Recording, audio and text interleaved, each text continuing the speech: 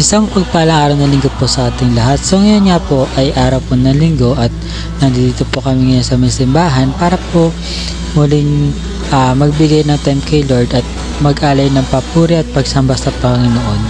At gayon din ay mapakain namin ang aming spiritual ng Word of God. Sabi niya to, gusto ko lang po i-share sa inyo or pakita sa inyo kung paano nga po ba kami sumasamba Sunday after Sunday. 9:30 nga po nagsisimula ang aming Sunday service. At sa mga oras na ito po, kami po ay umawit na po ng papuri po sa Panginoong Jesus. Nag-start nga po ako dito since 2011. At isa din po sa naging katanungan ko kung bakit nga po ba ang born again ay ganito sumamba. Nagkakantahan, nagsasayawan at may pabanda. At naipaliwanag naman po nila ito sa according po sa Biblia.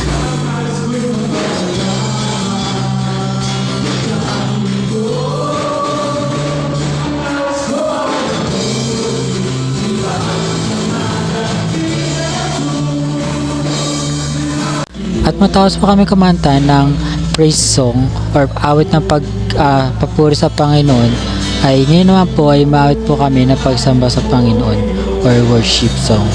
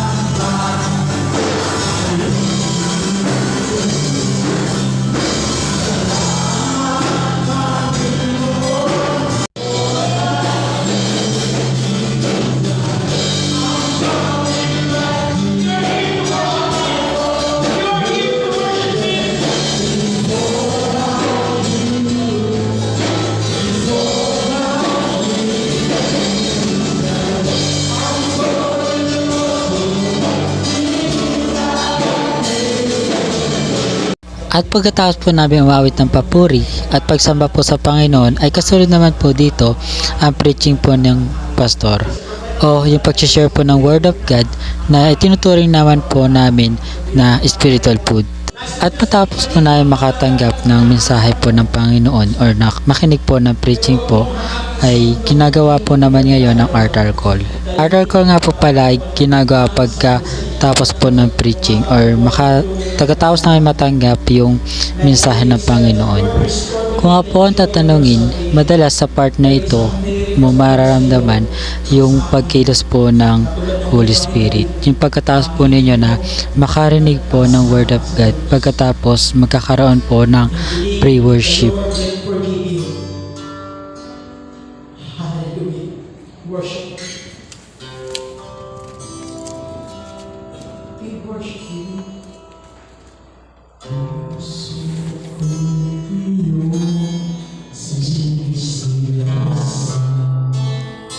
Come on, worship Him.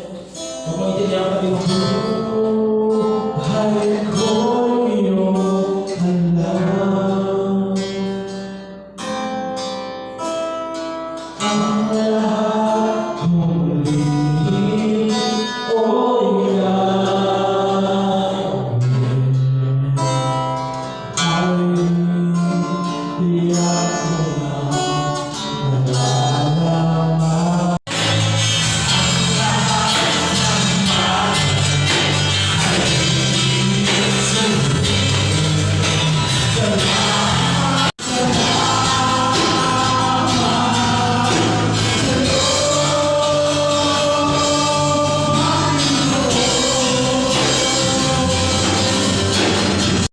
At pagkatapos po noon ay sinasagawa naman po ang last worship. Yun po ay yung tinatawag na giving or offering. Kung saan habang pumutugtog ang praise and worship team ay habang mag-o-offer naman po ay lumalapit po sa may altar para po ihulog doon yung kanilang mga offer. At pag napagbigay na nga po ang lahat, ito nga po ay nilalapit sa panalangin ng taong naka-assign sa paglilid ng offering. At pagkatapos po noon ay magko-closing prayer po ang aming pastor at doon na po kami umuwi. Yun lamang po, maraming salamat at muli isang mapagpalang araw ng linggo po sa ating lahat.